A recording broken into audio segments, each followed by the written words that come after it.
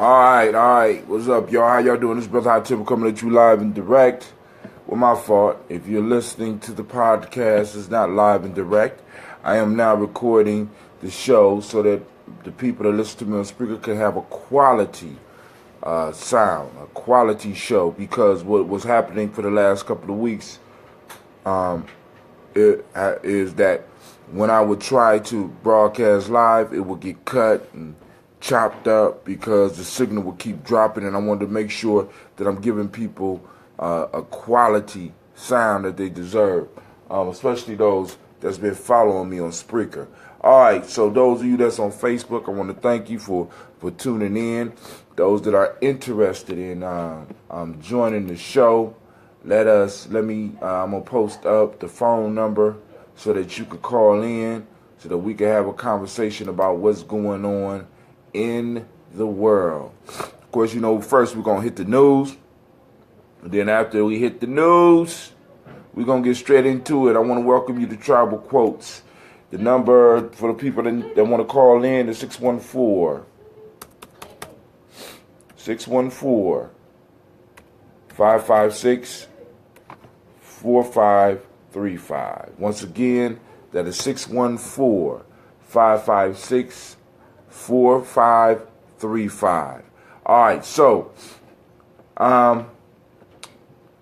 in the news, something I've heard about and I want to really, really discuss is this group called Black Bloc, or I don't know if it's really a group, but I want to really look at this, and I want you to pay close attention to this group, Black Bloc protest strategy. I don't know if it's a group or it's a strategy, but we're going to read a little bit about this before we get into the Proverbs tonight, because what's crazy to me is that I want you to look at this strategy that is being used in protest.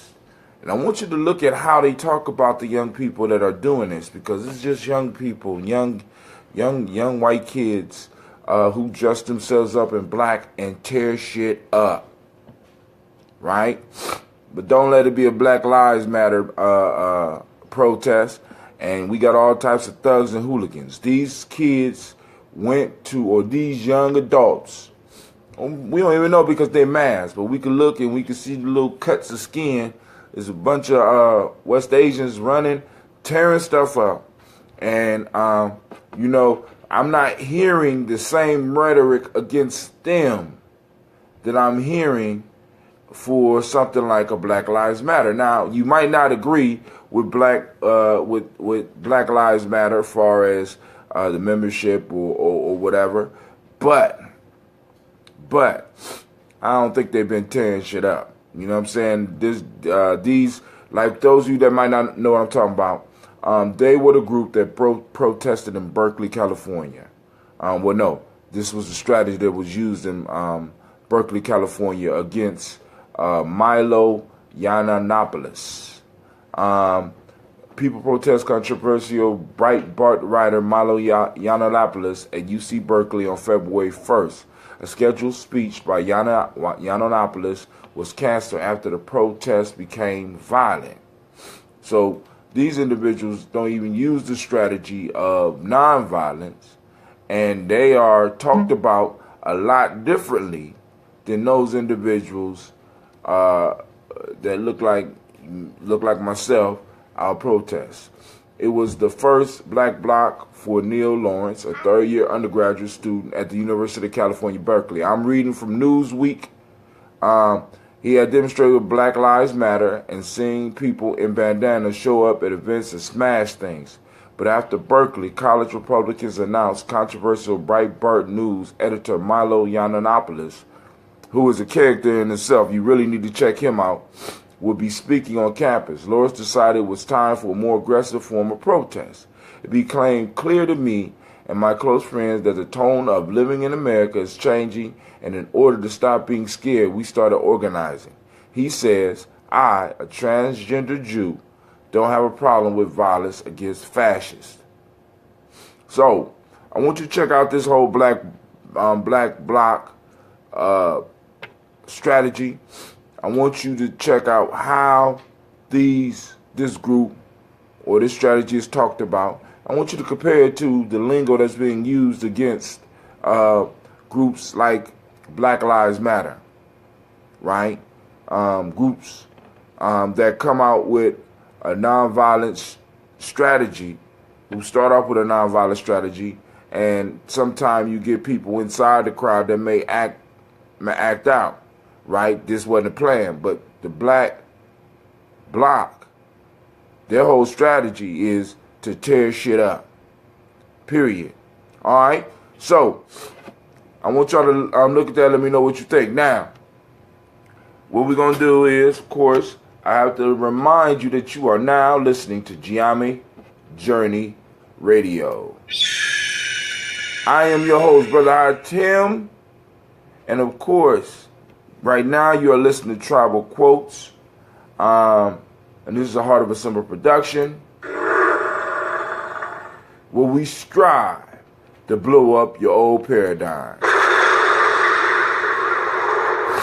Alright, so before we really get deep into the show, before any conversation can happen, I gotta go on and take up my last little bit. Well, maybe not the last. I might have a little bit left for my toast in the morning. Oh, no. All of my magic beat is gone. Actually, it's the mystery beat. All of it is gone. Of course, you know this show is brought to you by Nyame Journey and Nyame Journey's That Ambrosia. That cool, refreshing drink. All right. Oh, man. So it's been one of those kind of weeks for me, man. It's hard because I'm getting up a little bit earlier so I can go and produce my my daily vlog, the Daily Toast. I want to invite you out to check it out. You don't have to get up as early as I do. Just check it out. And like I said, like, subscribe, but most importantly, share. We have to go on and start working to get the word out, fam. You know what I'm saying? We're living in a different time. We're living in a different era with different weapons. And we got to start learning how to use these weapons for our upliftment. You know what I'm saying? Because I constantly stress, and I'm trying to wrap my mind around the concept of this whole generational piece, right? Because it's like I'm feeling a little bit more anxious about the future. You know what I'm saying? And my responsibility. Because I'm starting to honestly think that the idea that I gave y'all a few weeks ago as far as being generational people is an actual fact for me. It's becoming real for me. What do I mean? The way that I lead the world and the way that I lead my family is the way that I will return to it. You understand what I'm saying? So if I just act like stuff is okay and let things go on and allow my kids to struggle and allow my kids to walk down the same path without questioning, like I did in many ways, allow them to fall for some of the same traps, that when I return back to this planet through my bloodline, no matter how many generations it is from now, I am going to have to suffer for that, right? It is each of our responsibility, or I believe it's each of our responsibility to make sure that the generations after us, has it better, right? That's our responsibility. I gotta fix this light, man. I hope there's too much light on that dark skin. You know, because that dark skin eat up that light. You know what I'm saying? You know, oh, I know what the problem is. Hold on. Oh, that ain't the problem. Well, what I thought was the problem is not the problem.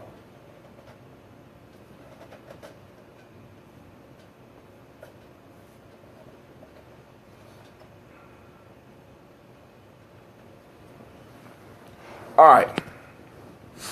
No, that's not better at all. Let me try to move my camera just a little bit. Oh, I know what else the problem is. Hold on. I'm trying to fix the light, fam.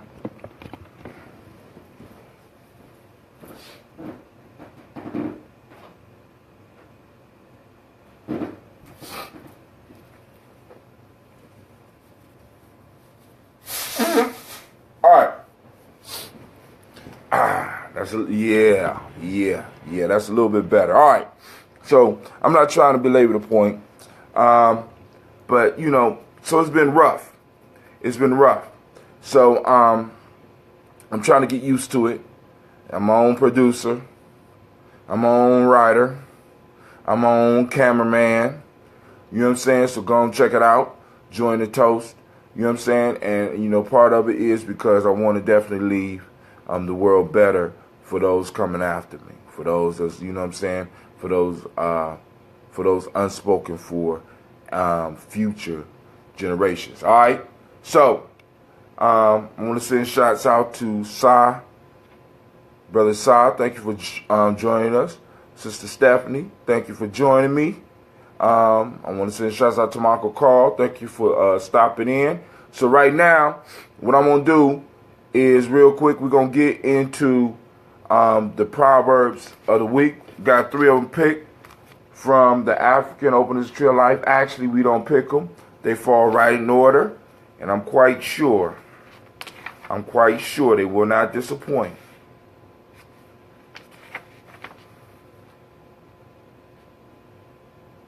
All right. First one. Say the knowledge holders, aging is not dying, but coming to seed. That's Proverb 1. Proverb number 2. Say the knowledge holders, death is always a signal for rebirth. My fault. Say the knowledge holders, death is always a signal for birth. Wow. Number 3. Say the knowledge holders, and rituals are life formula. We about to talk, fam. We about to talk. Share the pod because this is gonna be a life changer. Last one because we're gonna do 4 because this is the last part of this chapter and it's the last one left. So I'm gonna try to cover this one. Say the knowledge holders, in life is experience for wisdom. This makes time a matter of degree if one understands one's own clock, said the knowledge holders. Listen, I'm going to give y'all a second. Call your friends. This is going to be a life changer. Class is in session. All right, now, I want to do one more thing before we get into it. I want to run down. Let's see what was posted on Nyame Journey's Facebook page, Nyame Tribe Facebook page. Love you too, Aunt. I appreciate you just stopping in. Bearing the language, because you know I be cussing. So I appreciate you just peeking your head in every now and then. Alright, so if you go to Nyame Journey, you're going to see all my videos popping up. Alright, this is the end. Okay, now, one video I wanted to make sure everybody see. This is the income inequality video CEOs don't want America to see. This was put together by the Young Turks. I think it's important that a lot of y'all look at this because right now there is a wealth gap that is growing in America that is outpacing maybe all of the problems. We got CEOs making over 300 times what the average worker makes in their company. And I know some of y'all believe that that's the way it should be. But the fact of the matter is the CEO, especially if they didn't build the company, especially if they didn't create the company, right, are nothing but glorified managers that are making over 300 times. So this means for every $1 that the average worker makes, the CEO is making over 300. Now, I want you to look at the amount CEOs all over the world are making compared to their workers. America's is ridiculous.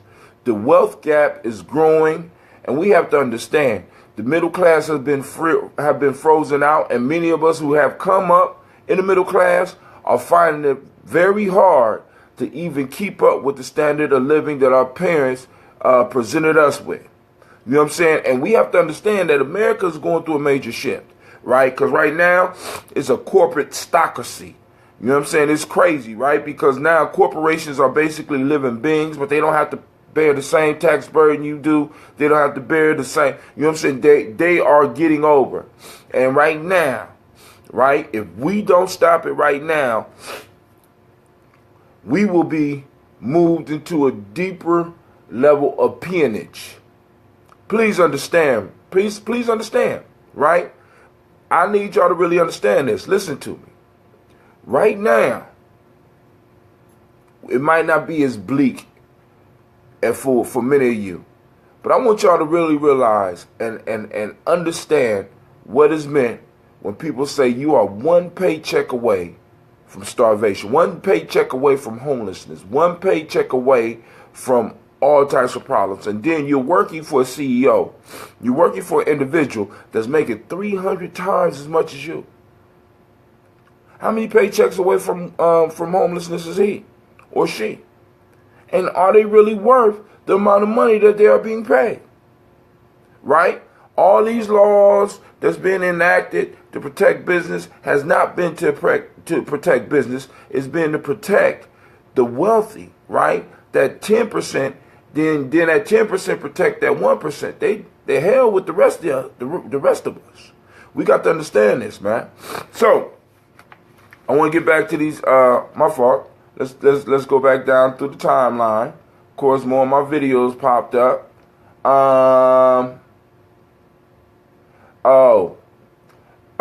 One of my favorite shows. If you don't have YouTube Red, you probably won't be able to see it. But it's a show called, I think it's Minefield or something like that, by this group called Vsauce. And they did a show on free choice, asking the question, do we really have free choice? I want you to check out the show, because on there they asked they basically raised the question, how do we know when we are truly making a free choice that we could, how do we really know we're making free choices? How do we know that our choices are not influenced by all the stuff that is going on around us, and how we know that stuff that's going on around us is not put in place to make us make the decisions that we're making? Right? All right, so here we go. I'm going to start with number 1. Say to knowledge holders, aging is not dying but coming to see. Now, this one is important. Why is it important? Because at one point in time, it wasn't important to me. Because when I first started reading this book, I wasn't even worried about it. Because I was young. I was in my early 20s. And, I was like, I ain't got to worry about that one. Right? But in our African tradition, we looked at aging differently. We looked at dying differently. We looked at the world differently, right? We came from a center that was our own. Now we're off center and we're being forced to look at somebody else's reality. We've been forced to look at the world in another person's or another people's way. And that's not healthy for us, right? Because, like, for example, in martial arts, if I'm in a battle with somebody and I'm able to take their focus, and I'm able to take them off their center and get them to start coming around my center, to get them to start doing things in the way that I want them to do, I'm going to control the fight. I'm going to destroy that individual. My whole goal in the fight is to get somebody off center, is to get them out of their game, is to get them focused on the reality that I'm painting for them within that battle. Because if they fall into my trap, I could destroy them, right? And in a sense, this is what's happening to us with our worldview, right? We have been snatched into seeing the world from another person's perspective. Like yesterday, we talked about Kuji Chagalia. Today is collective worker responsibility. One of our responsibilities is to snatch back our worldview. Learning how to see the world properly in the way that we used to, right? Of course, updating it some, but learning how to see the world from our perspective, right? So now, going back to this proverb, the proverb says, aging is not dying, but coming to seed. What does that mean, Brother Haatim? Now, in our tradition, aging was not looked upon as a negative thing, right? In this Western culture, we have been taught to focus on youth. Try to stay as young as you can for as long as you can, right? You know what I'm saying? We ain't even talking about just the health aspect of youth. Our whole mind state has been shaped and molded to start looking at youth and worshiping youth as if it's something well, as if it's the be all to end all. You know what I'm saying? But in our culture, in our ancient culture, all throughout Africa, all throughout, I mean, even in North America prior to the incursion of the West Asian, is this. Aging is coming to seed. Because as we age, we start gaining experience. And with this thing called experience, we start gaining wisdom, right? And we value eldership. We value the fact that we was able to get old. You know what I'm saying? It was an honor for me to have survived life. You know what I'm saying? To survive the struggle and have this experience so that I could be able to gift it to the next generation so that their lives will be a little bit easier. This gets back to what I'll be talking about when I say we are a generational people. So when you think about yourself as a generational person, rather than just a single being that was put here to fend for yourself and do the best that you can and try to live as long as you can, because this is the mindset that they want you in, right? We're obsessed with trying to live longer. We're obsessed with trying to stay looking young rather than being willing to embrace the beauty of aging, the power of aging, the gift of aging, right? You're not supposed to be able to run as fast as the young people. You're not supposed to be as strong as the young people because that's a young people game. That's what they're supposed to do. Now you're supposed to dispense wisdom to them. Like when I was coming up, I used to help Elder Brother Nomo on the food co-op, and I always bring this up, man. Elder Nomo used to look at me hoisting these boxes around, and he'd be sitting down, and he'd be like, boy, you need to stop. You need to start learning how to work smart and not hard. Look how hard you working. Look, you gonna wear your back out. You know what I'm saying? He was trying to dispense wisdom to me, and I'm sitting up here laughing, you know what I'm saying? But when I think back on it, it was him imparting wisdom on me, right? Him enjoying being able to teach me something. Dude, you gonna hurt your back. I done hurt my back. Basically is what he's, I done hurt my back. You know what I'm saying? Now you about to do the same thing. I'm watching you. You're not gonna listen, right? And then in a culture like this, I want you to understand when the people look forward to aging and the people look forward to coming to seed, as this proverb says, when they do, what happens to the youth is that the youth start looking forward to aging and they start looking at the elders and start respecting them and start, in a sense, treating them as a treasure.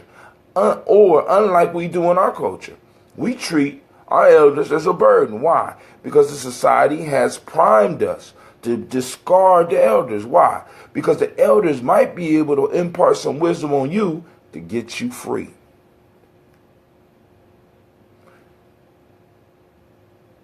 I want you to understand, how did the Lord of the North Star travel down through our people when we were caught in captivity?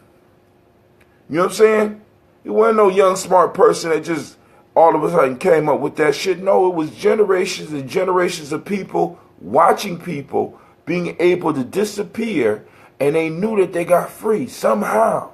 And how did they do it? They looked at the patterns. We looked at nature. That was wisdom that passed down. You want to go, you follow that star that comes right after that drinking pail. You know what I'm saying? Wisdom. You know what I'm saying? As you get older, you receive the gift of wisdom from life. And it's your job to dispense that wisdom. And it's everybody else's job to support that. Not to put that away, not to hide it. Our elders are so sick right now. A lot of our elders are sick right now because we put them in a position where you quote unquote retire. You know what I'm saying? I could just put you on the shelf. I could just leave you alone. You know what I'm saying? Oh, you earned your rest. You know what I'm saying? I want you to think about where this came from too, right? Because they used to do the same thing back in captivity. When you got too old to work, Master will put your little cabin way out somewhere, and you could die out there all by yourself. If there was enough food left over from me feeding all the young bucks, I would make sure that somebody would bring some to you. And if your community wasn't looking out for you, you was too old to run away and too old to work for me. I have no need for you, so I cast you aside. Right? Isn't this how we treat our elders right now? That's because we have a culture that worships youth. We hustle backwards, right? We're looking towards the youth, you know what I'm saying, when we should be looking towards the elders, because every last one of us is going to get there. I don't care what type of pill they promise you, right? You know what I'm saying? You can delay nature, but you can't beat her. You know what I'm saying? She been at the game for a very long time. So you might as well embrace it, right? I ain't saying just allow yourself to fall to pieces, but what I'm saying is that it's inevitable. It's inevitable. You're gonna come to the end. So you might as well age gracefully. And with that, get that wisdom and pass that wisdom on. That's your power. You elders out there, that's your power. You know what I'm saying? What observations have you made? You're coming to seed now, right? You. And what does coming to seed mean? It means that when you're coming to seed, you plant the seed goes up underneath the earth, it dies, right? In a sense, it dies, and it starts regerminating, right? In a sense, you have died to the foolishness. You have an opportunity to die to the foolishness. You have an opportunity to die to the mistakes that you made in the past. You have an opportunity to die to that stuff. And what does that do? That make you wiser, because you could guide me through it. You know what I'm saying? But now we got elders, you know what I'm saying, ashamed of the fact that they're elders. You know what I'm saying? Not all y'all. You know what I'm saying? We got elders that's ashamed of the fact that they're elders, and they're not embracing their strength. You know what I'm saying? They're not embracing their strength. That's like a young man not embracing the fact that he's strong. You know what I'm saying? Elders, embrace the fact that you're old, and embrace the fact that you are wise. You know what I'm saying? Make yourself useful to the community by dispensing information, even if people not listening. Because let me say this.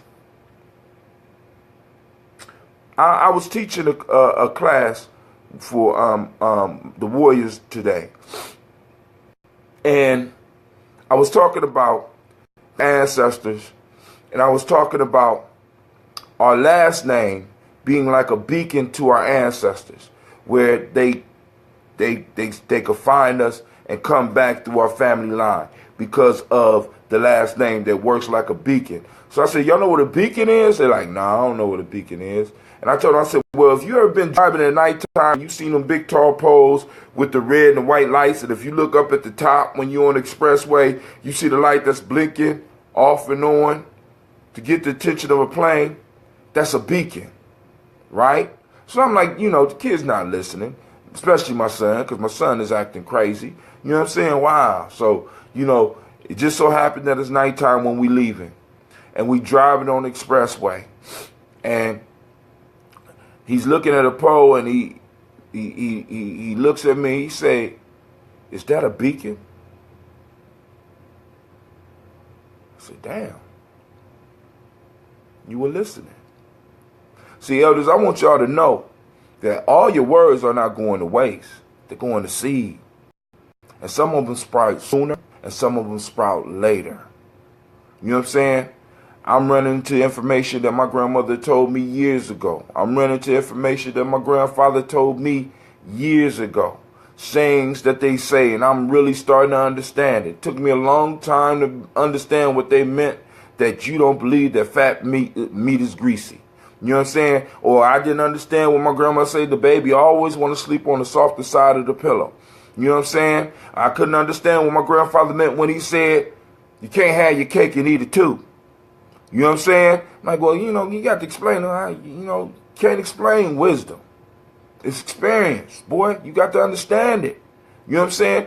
And we need to start pulling some of that stuff down, because just like I'm going through some compiled wisdom, some of those sayings that our ancestors left us, that our elders are saying to us now, need to be put down so that our young people could look at them and ponder over them. I read this passage. I am 48 now. I read this when I was 21. And I'm just now, some of these proverbs are just now manifesting in my life. Excuse me, that's YouTube trying to intrude on what I'm doing.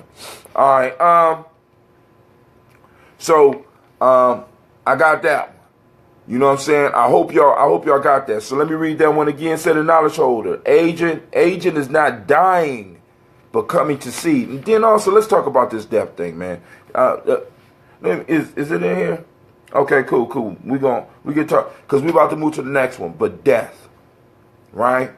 We got to understand, man, for our ancestors, right? For the way we were, death wasn't a thing. I mean, we make death a major thing. Death was an initiation, right? Death was a phase. You know what I'm saying? Death was not the end. We looked at that. We looked at it differently.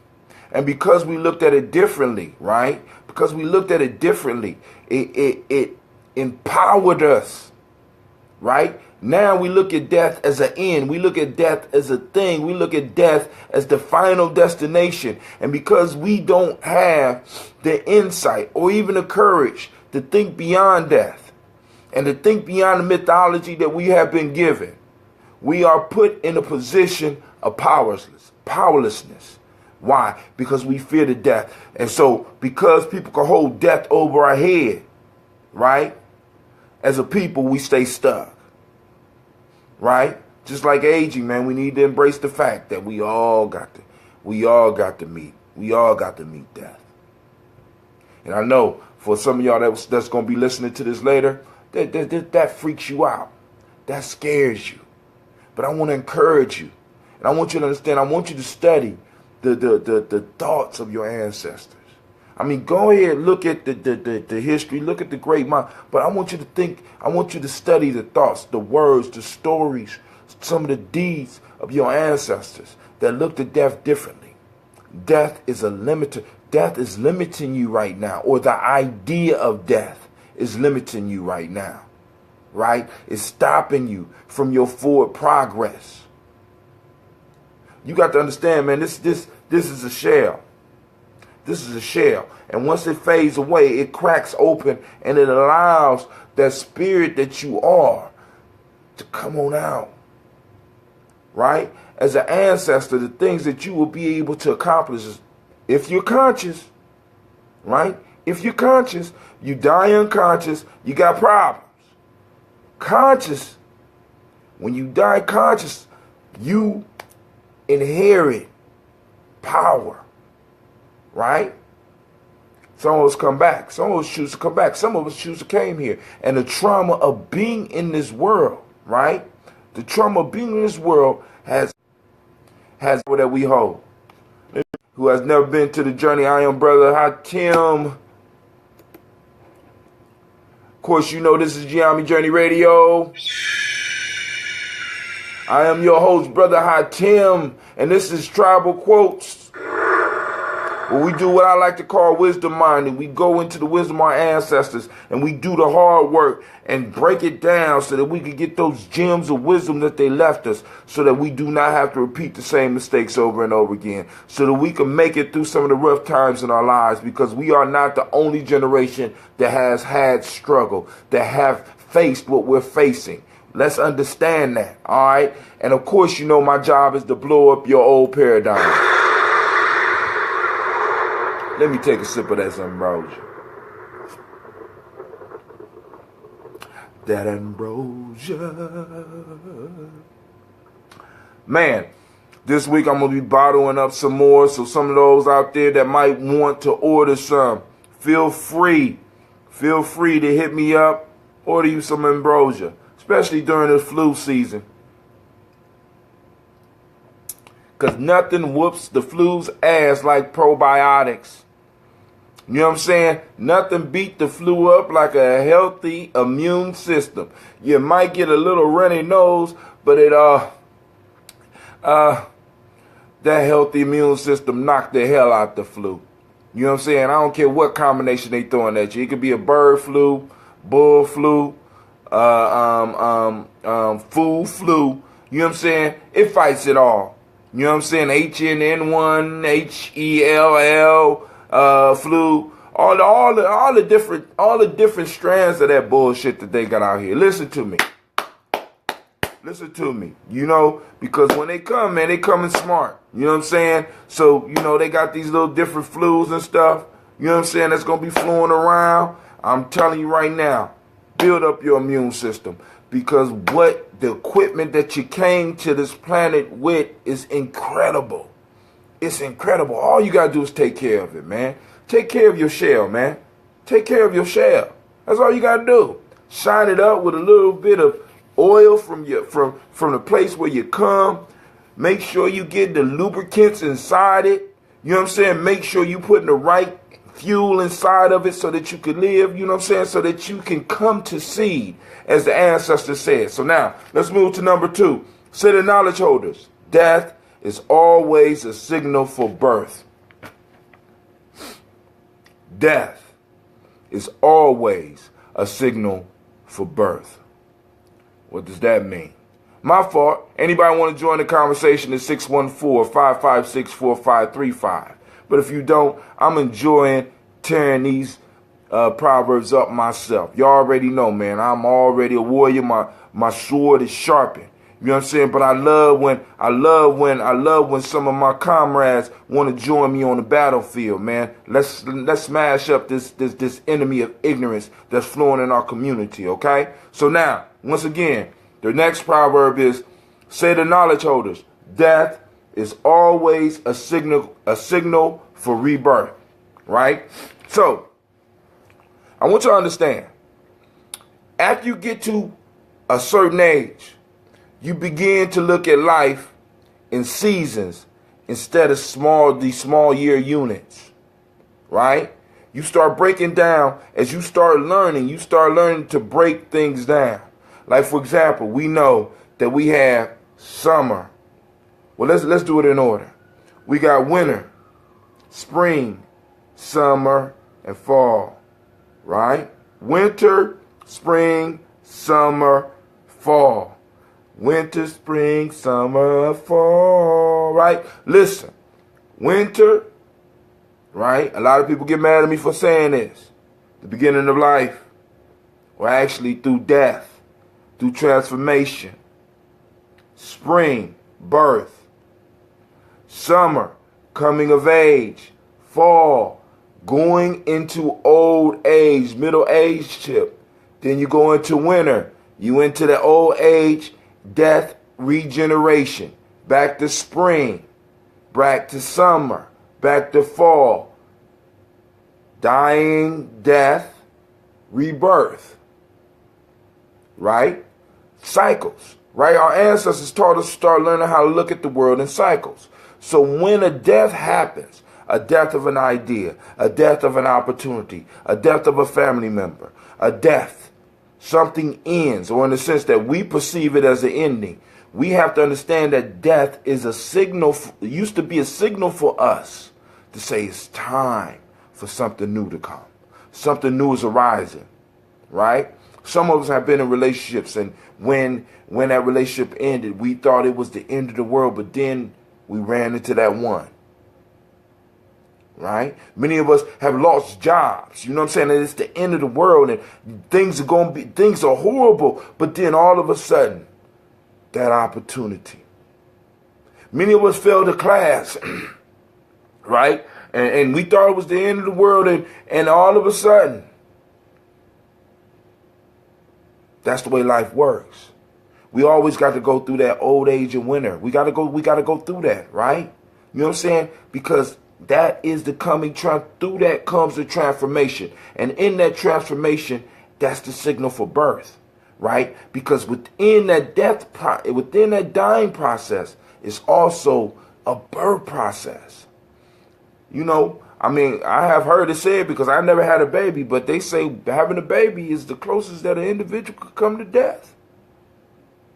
Matter of fact, my Native American brothers do the sun dance to kind of celebrate the fact that the woman is pushing herself through death, so they figure they could do the same thing.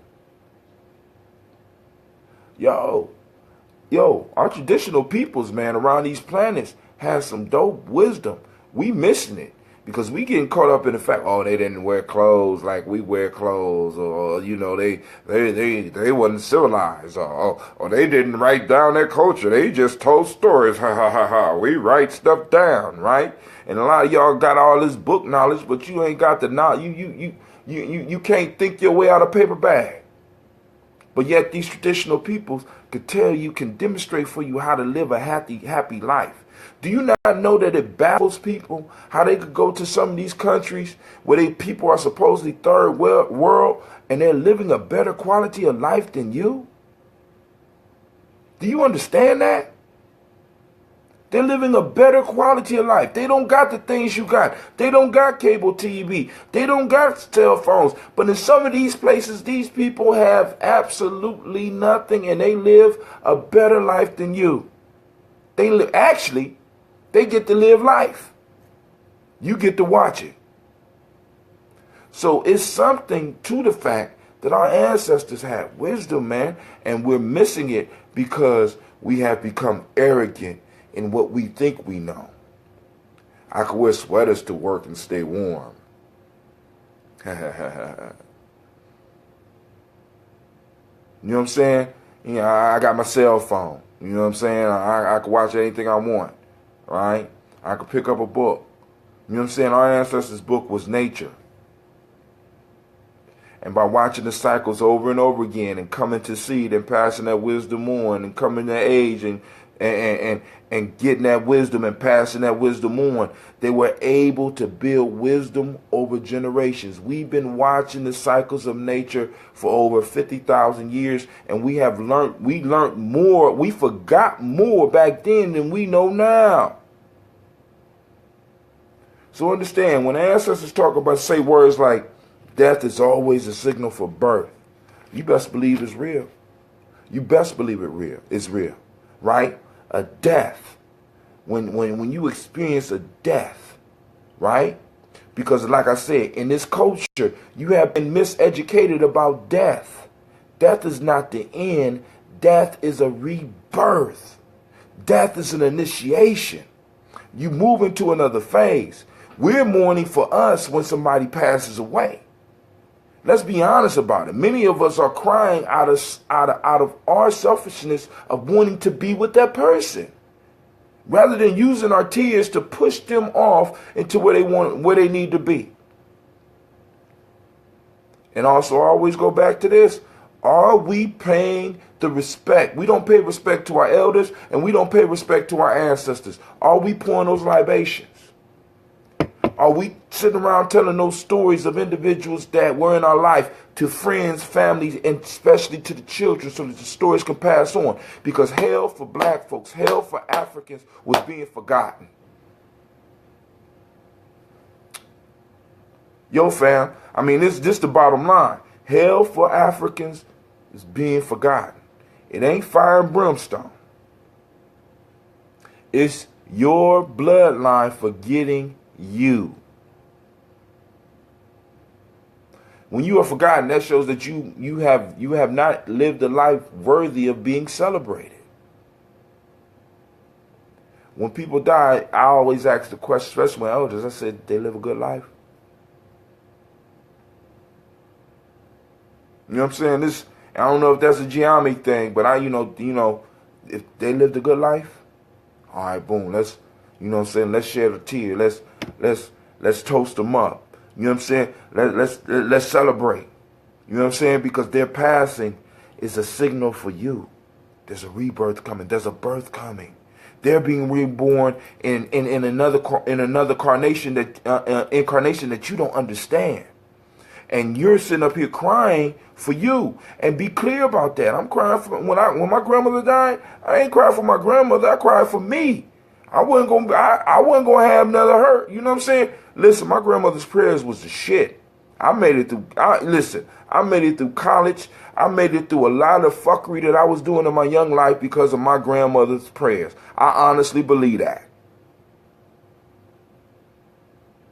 Right? I'm crying for me. My grandmother all right.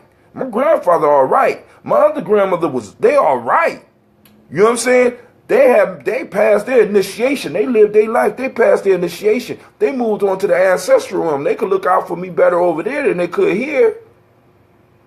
But we don't embrace that no more. We don't look at life like that no more. We're caught up in this West Asian way of thinking, right? Death is the end, my friend. Right? Death, right? We fear it. And because we fear, we enslaved by it. Right? We do everything to try to escape it. Right? When in fact, there's no escape from it. Why the fuck you running from something that you can't get away from? Why you limiting your life based on something that you can't escape?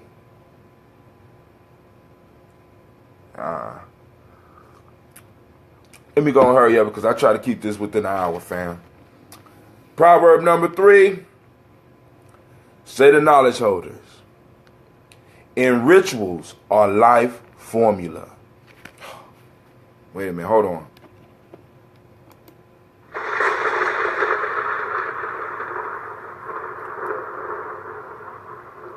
I told y'all to share and contact a friend. Like, subscribe, and share. Listen, this one right here, if you don't get it, you don't need it. It is not for you. If you don't understand it, that's too bad. You need to get some more experience in life. Listen to what the elder said. Listen to what the elder pulled from my ancestors and put in the book. I hope it's not shooting over your head. I pray that it's not shooting over your head. I pour for you and I mourn for you if you do not understand what this man just laid down in this book. This right here is the key to you being whatever you want to be in your life. This is the key to you being free. This is the key to us being free. This man just laid it out for us right here, right now, in less than a 10-word sentence. Y'all, it boggles my mind, man. This free. I found this book for free. In rituals, a life formula.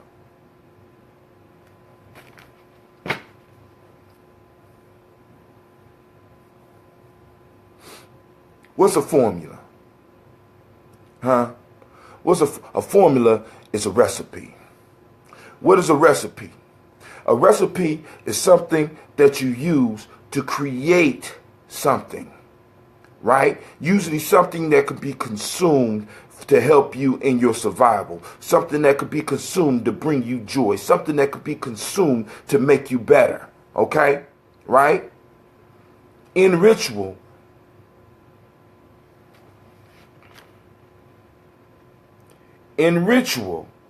are life formula. Life formulas. Life recipes. How many want happy lives? How many want prosperous lives? How many want joyful lives? He didn't just say, he said life formula. Or life formula. Right? There's a recipe for the type of life you want to live. And it's based in the ritual that you practice for your life. Let me show you how important rituals are, right? Why do people get upset when you don't stand for the national anthem?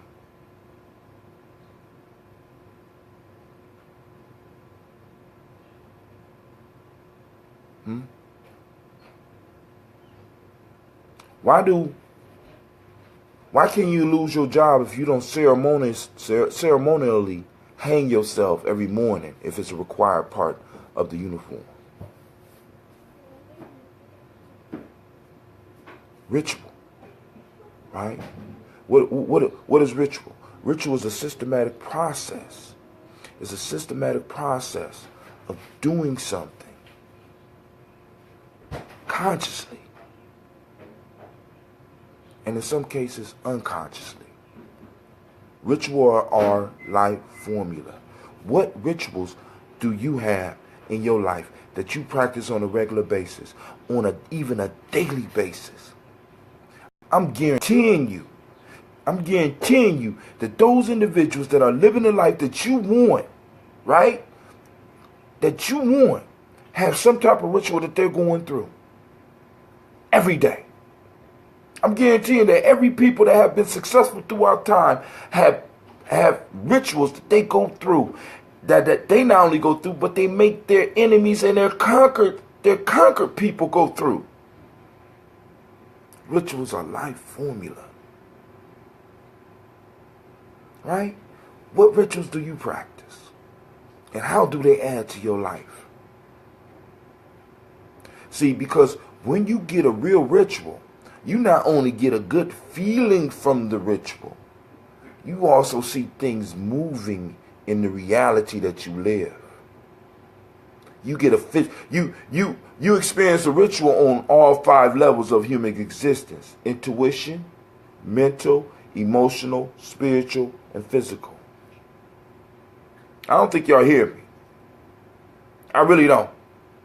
I don't think I'm baffled. No, I'm not even baffled. I totally understand. I understand, because it's like, for some of us, it's just like, I might as well just be on YouTube doing what some of them girls be doing. You know what I'm saying? Get all types of likes and shit. You know what I'm saying? Take off my shirt and shit. It's amazing to me, right? Free wisdom. This book costed me $18. Start buying it, it was $7. Now it's 18. In a minute, it'll be discarded, and we won't even be able to get it. Right? This is going to my kids. This one right here. And I got another one hidden. I'm not playing. Rituals are life formula. What rituals are you practicing? What is the ends of the ritual? What is the goal of the ritual? But hey, we at 10 o'clock. Last one says, in life is experience for wisdom. We already spoke about that. The first one, this makes time a matter of degree if one understands one's own clock. In life is experience for wisdom. This makes time a matter of degree if one understands one owns clock. Right? If you understand, you solve the riddle of the universe.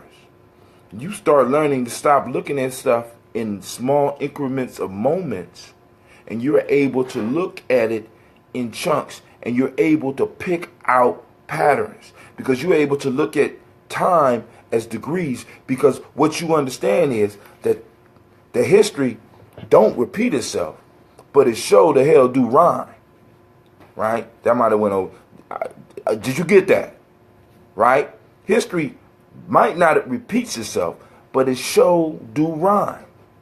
Now, those of you that understand rhyme and understand the art of rhyme making, you know what I'm talking about. Right? You know what I'm saying? So if I had ancestors go through something called a Great Depression, can I get wisdom from them on how to make it through what we're going through right now? Can I, is it something I can learn from them and pass on to my kids to make them better? And is it going to be something that my children are going to be able to learn from me? You know what I'm saying? Pass it on in degrees, right?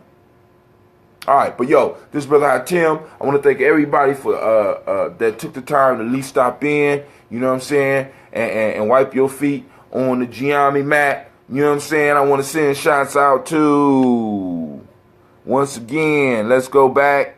My brother Sai, thank you for stepping in. Stephanie, my uncle Carl Brown, Jill Jackson, Doris Opori, Leslie Davis, Cynthia Poindexter Carr, S.I. Rivers, Calvin Middlebrook, and Juan Rollins. Right? I want to send shots out to all those people that's tuning in. Hopefully you got something from it. You know what I'm saying? I'm trying to keep these under an hour. I'm a couple of minutes over right now. But with that, I am out.